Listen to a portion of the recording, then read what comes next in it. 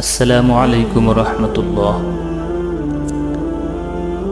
প্রিয় দিনদার ভাই ও বোনেরা, আসুন আমরা সকলে মহান আল্লাহ তাআলাকে ভয় করি। আমরা শিরক থেকে নিজেকে রক্ষা করার চেষ্টা করি। আল্লাহ তাআলা সব গুনাহ মাফ করে দিলেও শিরকের গুনাহ আল্লাহ তাআলা মাফ করবেন না। মহান আল্লাহ তাআলা বলেন, যেদিন তাদের সবাইকে একত্রিত করা হবে, তারপর ফেরেশতাদেরকে বলা হবে, এরাই কি সেই দল যারা তোমাদের পূজা করত? তারা বলবে, পবিত্র মহান আপনি, আপনি আমাদের পরিচালক, আমরা আপনার দিকেই নিবিষ্ট রয়েছি। তাদের দিকে না, বরং তারা জিনদেরই পূজা করত। তারা বেশিরভাগ তাদের উপরে ঈমান রাখত।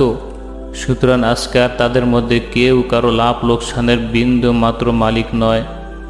আর আমি সেই জালিমদের বলবো, তোমরা সেই জাহান্নামের শাস্তি ভোগ করতে যাকে তোমরা মিথ্যা জানতে। এই আয়াত থেকে প্রমাণিত হচ্ছে, মানুষ জিনের সাহায্য লাভ লোকসান উপকার ও অপকার করতে পারে। মানুষ জিনের পূজা করে থাকে ও তাদের ওলি হিসাবে মেনে নিয়ে বিভিন্ন রকমের কেরামতি শিখে তাদের কাছে গায়েবী খবর শুনে নিয়ে মানুষের শোনায়, যাতে মানুষ তাদেরকে সত্যিকার আল্লাহ তাআলার ওলি হিসেবে মেনে নিতে পারে এবং সেই আসল দাতা মহান আল্লাহ তাআলাকে বাদ দিয়ে তাদের কাছে প্রার্থনা করে। মহান আল্লাহ তাআলা বলেন, আমি কি তোমাদেরকে বলে দিব কার উপরে শয়তান অবতরণ করে? প্রত্যেকটি গুনাহগারের উপর শয়তান অবতরণ করে, যা কিছু শুনে তাই নিয়ে এসে ঢেলে দেয়, আর সেগুলোর মধ্যে বেশিরভাগই হচ্ছে মিথ্যাবাদী। এই আয়াত থেকে সুস্পষ্ট প্রমাণিত হচ্ছে, যখন আল্লাহ তাআলার ফেরেশতাগণ আকাশের সেই প্রতিপালক আল্লাহ তাআলার নিকট থেকে দুনিয়াতে কখন কি হবে জানতে পারেন এবং একে অপরকে এই সংবাদ বলে থাকেন, তখন শয়তান অতি গোপনে সে সমস্ত সংবাদ শুনে ভণ্ড পীর ভণ্ড ফকিরদের জানিয়ে দেয়। এই সুযোগে ভণ্ড ফকিররা সে সমস্ত সংবাদ মানুষদের বলে এবং পরে যখন মানুষের কাছে সত্য প্রমাণিত হয়, তখন তারা ওই সমস্ত ফকিরদের সম্পূর্ণভাবে বিশ্বাস করে নেয়। মহান আল্লাহ তাআলা বলেন, আর সেটাকে শয়তান মরার যন্ত্র হিসেবে বানিয়েছি, আর তাদের জন্য আমি জ্বলন্ত আগুনের সাজা তৈরি করেছি। অর্থাৎ তারকাগুলো শয়তানকে মারার যন্ত্র হিসেবে আল্লাহ তাআলা বানিয়েছেন। কারণ যখন ফেরেশতাগণ আকাশের উপর দুনিয়াতে কখন কি হবে সেই বিষয় নিয়ে আলোচনা করতে থাকেন, তখন শয়তান চুপি চুপি সে সমস্ত খবর শুনতে থাকে। যখনই ফেরেশতাগণ শয়তানের উপস্থিতি জানতে পারেন, তখনই তাদের উপর তারকা নিক্ষেপ করেন। এই ব্যাপারে হাদিস থেকে যা প্রমাণিত হয়, ইবনে আব্বাস রাদিয়াল্লাহু তাআলা আনহু বলেছেন যে তারা এক রাতে রাসূল সাল্লাল্লাহু আলাইহি ওয়াসাল্লামের সাথে বসেছিলেন। হঠাৎ একটি তারকা পড়ে গেল এবং আগুনের ন্যায় জ্বলে উঠল। তা দেখে তিনি প্রশ্ন করলেন, এমনভাবে যখন তারা পড়ে তখন তোমরা কি বলো? উত্তরে তারা বললেন, আমরা বলে থাকি, আজ রাতে একজন নেক ব্যক্তি জন্মগ্রহণ করেছেন অথবা মৃত্যুবরণ করেছেন। অতঃপর তিনি বললেন, আকাশের তারকা কারো মৃত্যু অথবা কারো জন্মের কারণে বিক্ষিপ্ত হয় না, বরং আল্লাহ তাআলা যখন কোনো কাজ করেন তখন আরশ বহনকারী ফেরেশতাগণ আল্লাহ তাআলার তাসবিহ পাঠ করেন। সাথে সাথে নিচের অন্যান্য আকাশবাহী ফেরেশতারাও আল্লাহর তাসবিহ পাঠ করেন, এমনকি শেষ আকাশের ফেরেশতাগণও তার তাসবিহ পাঠ করেন। অতঃপর আরশ বহনকারী ফেরেশতাগণকে তাদের নিকটস্থ ফেরেশতাগণ জিজ্ঞাসা করেন যে, তোমাদের প্রভু কি বলেছেন? তখন তারা তাদের নিকট সংবাদ পৌঁছিয়ে দেয়। এমনিভাবে আকাশবাসীরা একে অন্যের কাছে জানতে পারে, এমনকি এ সংবাদ শেষ আকাশবাসীদের নিকট পৌঁছে। অতঃপর জিন জাতি অতি গোপনে তা শুনে এবং ওই সমস্ত পীর ফকিরদের কাছে পৌঁছিয়ে দেয়। সুতরাং যে সংবাদটুকু তারা জিনদের কাছে সংগ্রহ করে তা সত্য, কিন্তু তারা তার সাথে মিথ্যা বলে এবং অধিক বাড়িয়ে বলে। হযরত আয়েশা রাদিয়াল্লাহু তাআলা আনহা থেকে বর্ণিত আছে, তিনি বলেন, কিছু সংখ্যক লোক রাসূল সাল্লাল্লাহু আলাইহি ওয়াসাল্লামকে গণকদের সম্পর্কে জিজ্ঞেস করেছিলেন। তিনি বললেন, কিছুই নয়, অর্থাৎ তাদের কথা বিশ্বাসযোগ্য নয়, মিথ্যা। লোকজন বলল, হে আল্লাহর রাসূল, তারা কোনো কোনো সময় এমন কথা বলে যা সত্য হয়ে যায়। তখন রাসূল সাল্লাল্লাহু আলাইহি ওয়াসাল্লাম বললেন, ওই কথাটি আল্লাহর তরফ থেকে পাওয়া। জিন তা তড়িৎ গতিতে শুনে নেয় এবং তার বন্ধু গণকের কানে তুলে দেয়। অতঃপর গণক ওই কথাটির সাথে শত শত মিথ্যা মিলিয়ে প্রকাশ করে। রাসূল সাল্লাল্লাহু আলাইহি ওয়াসাল্লাম আরও বলেন, যারা গণকের নিকট গিয়ে তাদের ভবিষ্যৎবাণীকে সত্য বলে বিশ্বাস করল, তারা মুহাম্মদ সাল্লাল্লাহু আলাইহি ওয়াসাল্লামের প্রতি যা অবতীর্ণ হয়েছে অর্থাৎ কুরআনকে তারা অস্বীকার করল। আল্লাহ তাআলা বলেন, এই অজ্ঞ লোকগুলো জিনকে আল্লাহর শরীক বানিয়ে নিয়েছে, অথচ ওইগুলো আল্লাহ তাআলারই সৃষ্টি। এরা তো প্রকৃতপক্ষে শয়তানেরই পূজা করছে। এরা শয়তানকে আল্লাহর শরীক বানিয়ে নিয়েছে, অথচ তাদেরকেও এই আল্লাহই সৃষ্টি করেছেন। সুতরাং তারা আল্লাহর সাথে তার এই মাখলুক বা সৃষ্টিকে কি করে পূজা করছে?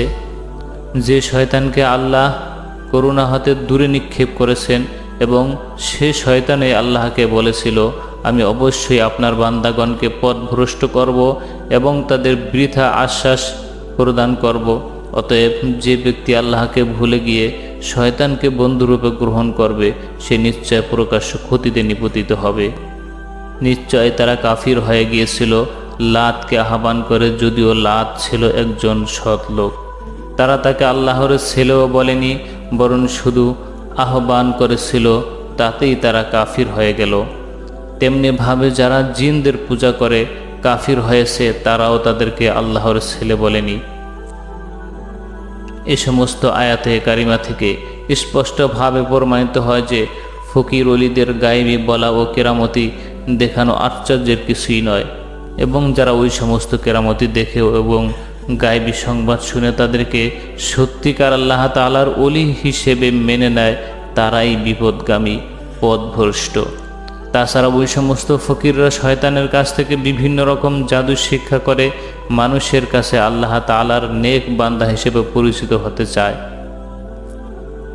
আল্লাহ তাআলা সূরা বাকারার 102 নম্বর আয়াতে বলেন, কিন্তু শয়তানেরা লোকদিগকে জাদুবিদ্যা শিক্ষা দিয়ে কুফরি করল। মূসা আলাইহিস সালামের যুগে জাদুকরদের উপস্থিতি কোরআন মাজিদ দ্বারাই সাব্যস্ত হয়েছে। তাফসির ইবনে কাসিরে উল্লেখ আছে, ইবনু জুরাইস রাদিয়াল্লাহু তাআলা আনহু বলেন, কাফির ছাড়া আর কেউ জাদুবিদ্যা শিক্ষা করার দুঃসাহস রাখতে পারে না। ইমাম আহমদ রাদিয়াল্লাহু তাআলা আনহু ও পূর্বযুগীয় মনীষীদের একটি দল জাদুবিদ্যার শিক্ষার্থীকে কাফির বলেছেন। কেউ কেউ কাফির তো বলেন না, কিন্তু বলেন যে জাদুকরকে হত্যা করাই হচ্ছে তার উপযুক্ত শাস্তি। হযরত ওমর রাদিয়াল্লাহু তাআলা আনহু তার এক নির্দেশনামায় লিখেছিলেন, জাদুকর পুরুষ বা স্ত্রীকে তোমরা হত্যা করো। এই নির্দেশ অনুযায়ী 3 জন জাদুকরকে হত্যা করা হয়েছিল। তিরমিজি থেকে প্রমাণিত হয়, রাসূলুল্লাহ সাল্লাল্লাহু আলাইহি ওয়াসাল্লাম বলেন, জাদুকরের শাস্তি তরবারি দ্বারা হত্যা করা। যারা জাদু শিক্ষা করে ও ওটা ব্যবহার করে তাদেরকে ইমাম আবু হানিফা, ইমাম মালিক, ইমাম আহমদ বিন হাম্বল রহমতুল্লাহ আলাইহি কাফির বলেছেন। এবং যারা এর প্রতি বিশ্বাস রাখে এবং সেটাকে উপকারী মনে করে, তারাও কাফের। কখনো কোনো মানুষ জাদু শক্তির দ্বারা শরীয়ত অনুযায়ী পুণ্যের কাজ করে থাকে, শরীয়তের পরিভাষায় একে কেরামত বলে, জাদু বলে না। আবার কখনো মানুষ এ শক্তি দ্বারা বাতিল ও শরীয়তপন্থী কাজ করে থাকে এবং দিন হতে বহুদূর সরে যায়। এরকম লোকের এই অলৌকিক কার্যাবলী দেখে প্রতারিত হয়ে তাকে ওলি বলা কারো উচিত নয়। কেননা যারা শরীয়তের উল্টো কাজ করে তারা কখনো আল্লাহ তাআলার ওলি হতে পারে না। তা না হলে সহিহ হাদিস সমূহে দাজ্জালকে অভিশপ্ত বলা হতো না, অথচ দাজ্জাল বহু অলৌকিক কাজ করে দেখাবে। সেটাকে মোহ মন্ত্র ও প্রেমাত্মার জাদুও বলা হয়। আরবি ভাষায় সিহর বা জাদু প্রত্যেক ওই জিনিসকে বলা হয় যা অত্যন্ত সূক্ষ্ম ও জটিল, যার কারণসমূহ মানুষের দৃষ্টির অন্তরালে থাকে। জাদু কখনো হাতের চালাকি দ্বারাও হয়ে থাকে, আবার কখনো ডোরা, সুতা ইত্যাদির মাধ্যমেও হয়ে থাকে। কখনো শয়তানের নাম নিয়ে শয়তানি কার্যাবলী দ্বারাও লোক জাদু করে থাকে। প্রিয় বন্ধুরা, আমরা সবসময় দেখি কিছু কিছু মা বোনেরা আছে, তারা শুধু কিছু হলেই গণকের কাছে চলে যায়, তারা কিছু হলেই পীর দরবেশদের কাছে চলে যায়। তাদের কাছে গিয়ে বলে, আমার অমুক জিনিস হারিয়ে গিয়েছে, আমার জিনিসটাকে খুঁজে দিন। রাসূল সাল্লাল্লাহু আলাইহি ওয়াসাল্লাম বলেছেন, কেউ যদি কোনো গণকের কাছে গিয়ে বলে আমার ওই জিনিসটা হারিয়ে গিয়েছে, আমার জিনিসটাকে আপনি বলে দিন, এই কথা বলার সাথে সাথেই তার 40 দিনের ইবাদত কবুল হয় না, তার 40 দিনের ইবাদত নষ্ট হয়ে যায়। প্রিয় বন্ধুরা, আসুন আমরা মহান আল্লাহ তাআলাকে ভয় করি। দুনিয়ার এই সমস্ত চাকচিক্য, এই সমস্ত পীর ফকিরদেরকে আমরা নাকচ করি। এই সমস্ত পীর ফকিরদের থেকে আমরা নিজেদের ঈমানকে রক্ষা করার চেষ্টা করি। কিয়ামতের বিভীষিকাময় যে সময় সমস্ত মানুষ ইয়া নাফসি করবে, সমস্ত নবী রাসূলগণ ইয়া নাফসি করবে, শুধুমাত্র আমাদের শেষ নবী হযরত মুহাম্মদ সাল্লাল্লাহু আলাইহি ওয়াসাল্লাম তিনি শুধু বলবেন ইয়া উম্মতি ইয়া উম্মতি। প্রিয় বন্ধুরা, এই হাদিস আমরা সকলে জানি, জানার পরও আমরা অনেকে দেখি পীর ফকিরেরা তারা বলে যে আমরা কিয়ামতের দিন আমাদের মুরিদ যারা হবে তাদেরকে আমরা পার করে দেব, তাদেরকে আমরা জাহাজের মাধ্যমে পার করব, তাদেরকে আমরা বিভিন্নভাবে সুপারিশ করব ইত্যাদি নানান কথা বলে আপনাদেরকে ওই সমস্ত পদে পা ফেলার সুযোগ করে দেয়। অথচ ওই সমস্ত পথ হচ্ছে জাহান্নামের পথ। আল্লাহ তাআলা আমাদের সকলকে ওই সমস্ত জাহান্নামের পথ থেকে হেফাজত করুন।